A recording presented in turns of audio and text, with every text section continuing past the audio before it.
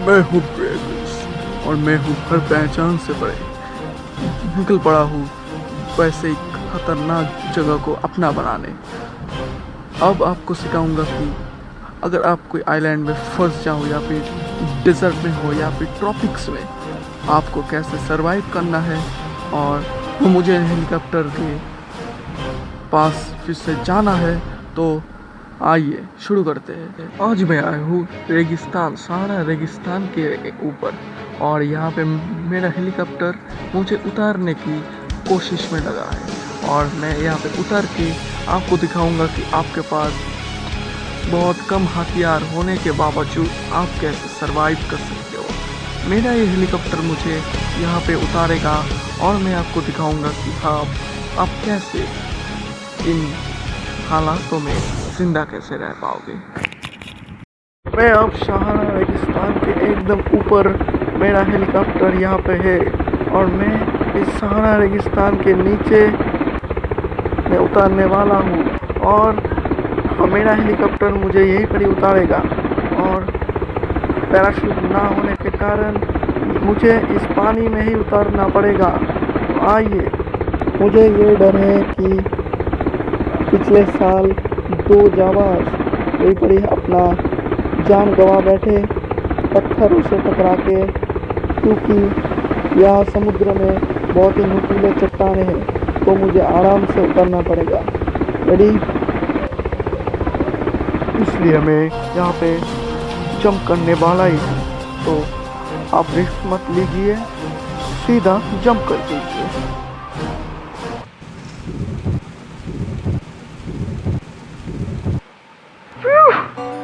पानी से बाहर आने के बाद जान में जान आई। आप महसूस कर सकते हो कि पानी से बाहर आने के बाद आपको कैसा लगेगा, आप अगर कोई एडवेंचर पे हो। अब मुझे हेलीकॉप्टर को जाने के लिए बोलना पड़ेगा, क्या हो। अब आपको सहारा रेगिस्तान के मेरे पास है ये रस्सी, थोड़े से बॉल और एक नाइफ जो मैं अपने साथ रखता हूँ, और एक लाइटर, साथ ही साथ वुड एंड फायर जो मेरे कैंप के लिए अच्छा होगा। और आप इसे देख सकते हो कि ये डेड बुश है, आपको ये मिल जाए तो आपको कुछ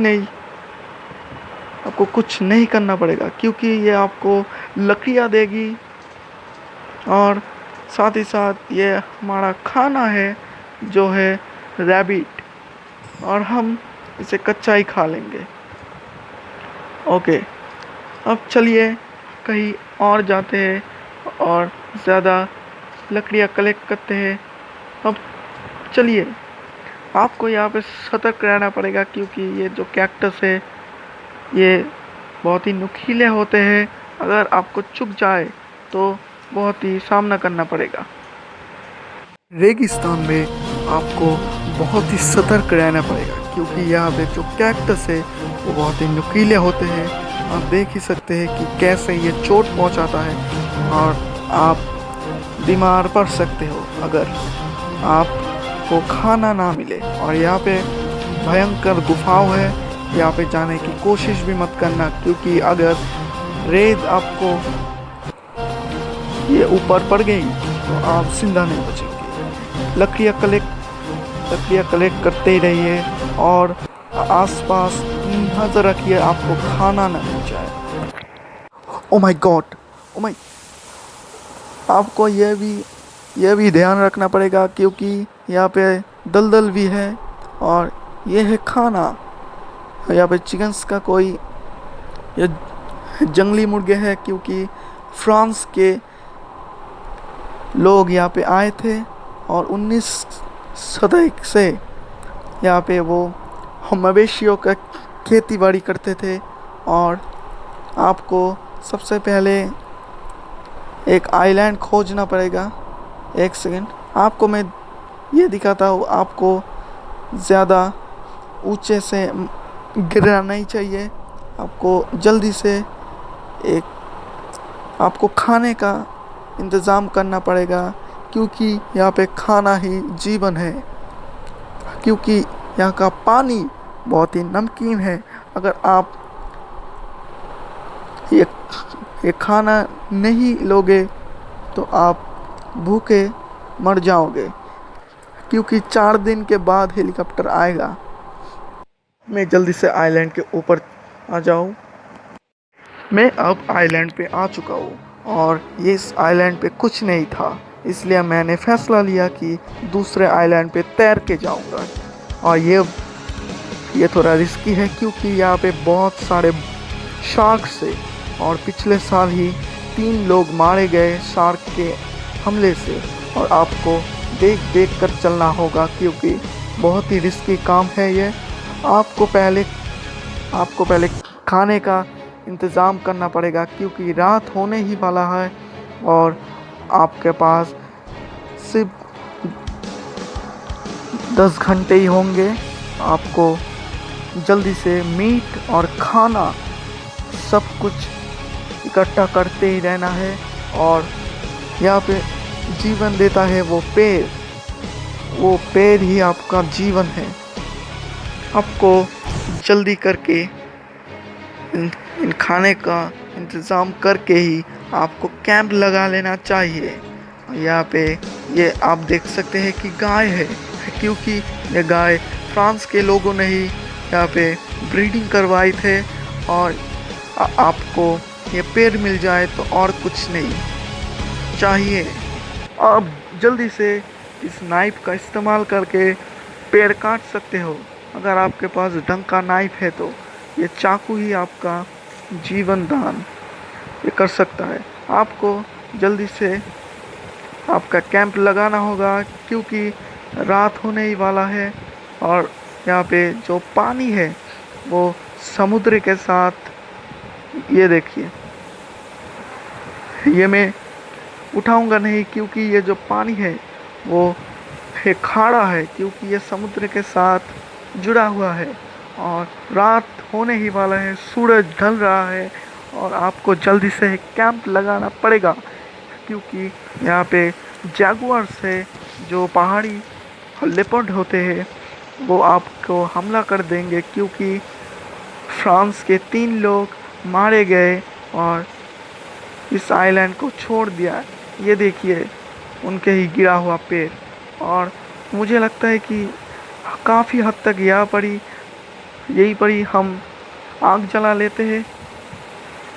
मेरे पास कैंप फायर है और आग लगा दिया। और इसके बाद हम इसको रखेंगे, हमारा खाना जो हमने इकट्ठा किया था वो हम रखेंगे कैंप फायर के ऊपर और थोड़ी देर पकने देंगे। एक बार आप कैंप लगा लो तो आपको यह बड़ी खाना मिल जाएगा। आपको वेट करना पड़ेगा। इसके साथ ही साथ आपको अपने कैंप को लगाने के बारे में सोचना होगा। आपको ये परखना होगा कि यहाँ पर कोई जंगली जानवर तो नहीं।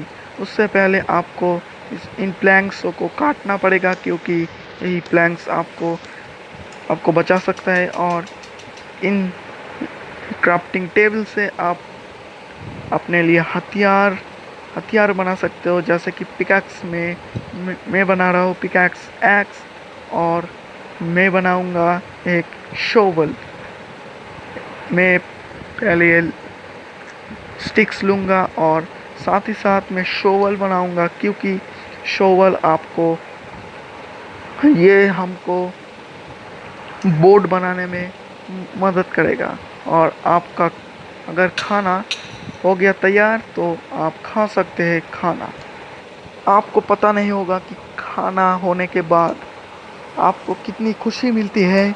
और ये देखिए कुक मटन, और मैंने खा लिया और थोड़ा सा ही खाया है क्योंकि यहाँ पे रात बिताना होगा।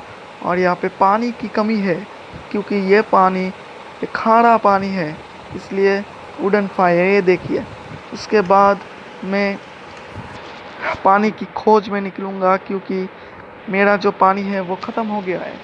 और इससे पहले कि रात हो जाए मैं बोट बना लेता हूँ।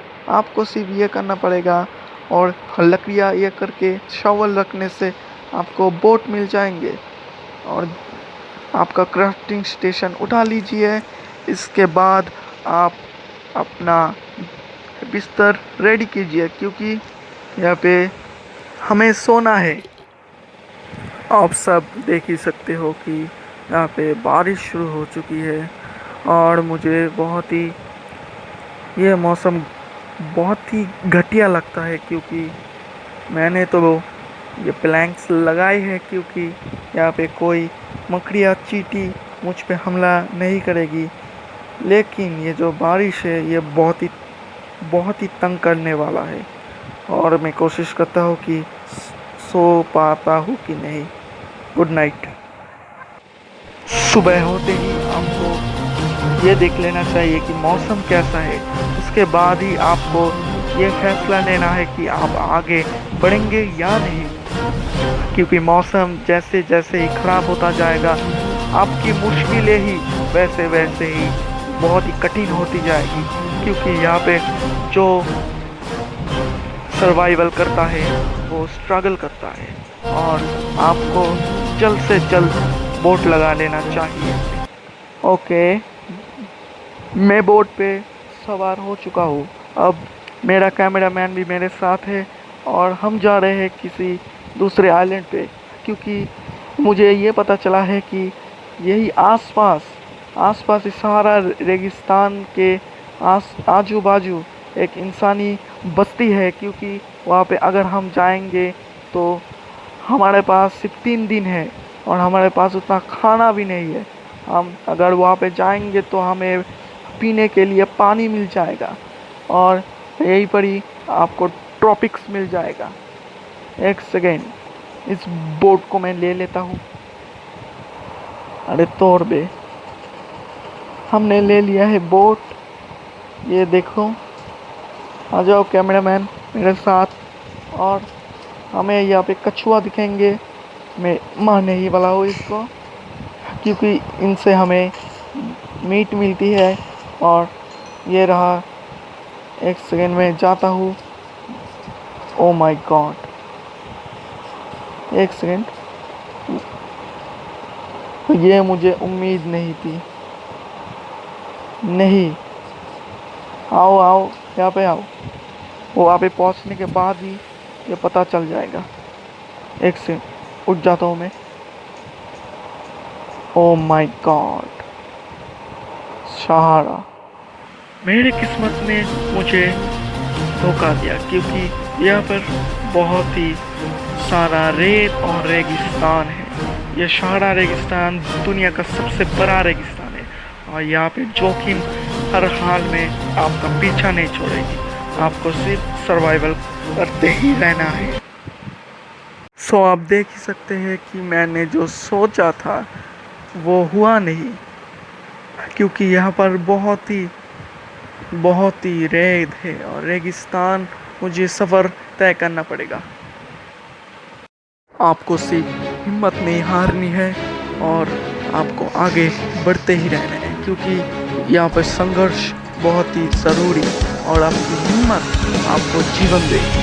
और यहाँ पे अगर मौसम अच्छा हो जाए तो आपका बच्चा लगभग ठीक हो जाता है, आपको उम्मीद मिल जाती है। एक मिनट, वहाँ पर क्या है? वो देख रहे हो वहाँ पे? आओ चलो, जल्दी चलो, जल्दी हटो। ओ माय गॉड, यहाँ पे पानी है। यहाँ पे बहुत साल पुराना कुआं है। एक सेकंड में पानी पी लेता हूँ बैठ के। आ जा पानी पीने।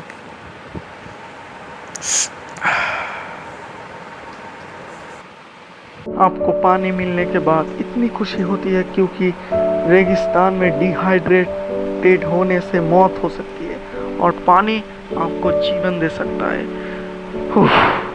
मुझे इतनी खुशी हो रही कि मैं बता ही नहीं सकता। आइए चलिए। रेगिस्तान में आप अगर ये कुआं मिल जाए तो आप सोच नहीं लगेगा कि यहाँ पे कोई इंसानी बस्ती होगा। आप एकदम ठीक ही है। इसके लिए हमें एक ऊंचे चट्टान की ओर जाना पड़ेगा और हमें पूरा व्यू मिलेगा। उसके बाद ही हमें इंसानी बस्ती का लोकेशन मिलेगा।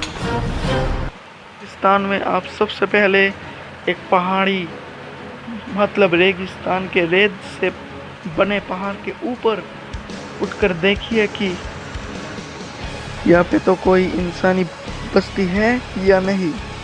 इसके लिए आपको थोड़ा सा और ऊंचा जाना पड़ेगा और आपको हिसाब लगाना पड़ेगा कि नॉर्थ की तरफ आपको इंसानी बस्ती मिलेंगी हर हाल में, क्योंकि आपको जोखिम उठाना ही पड़ेगा और आपको हिम्मत नहीं हारनी है। और ये आपको अच्छे से देखना पड़ेगा। दूर दूर तक तो मुझे कुछ नहीं दिख रहा है, लेकिन एक सेकंड, वहाँ पे क्या है? एक सेकंड में वो देखिए, एक कुआं। इसका मतलब इंसानी बस्ती आसपास ही है। मैं जाता हूँ और ये बारिश नहीं थमेगी आई थिंक। तो वो देखिए, आपको हिम्मत नहीं हारनी है। मेरे बच्चे ये कहते थे कि आपके पास अगर ये लकी चार्म है तो आपको कुछ नहीं होगा। इसलिए मैं ये देखिए, कैक्टस आप खाएंगे तो ये बहुत ही टॉक्सिक है। और एक सेकंड, वो क्या है? ओ माय गॉड, वहाँ पे क्या? ओ वो देखिए, फाइनली इंसानी बस्ती। लेकिन आपको ये ध्यान रखना पड़ेगा क्योंकि यहाँ पर बहुत ऊंची ऊंची खाई है। आपको ये चोट पहुंचा सकती है क्योंकि ये बहुत ही डेंजरस होती है। और यहाँ पे हमें पहले देखना पड़ेगा कि यहाँ पे लोग रहते हैं या नहीं।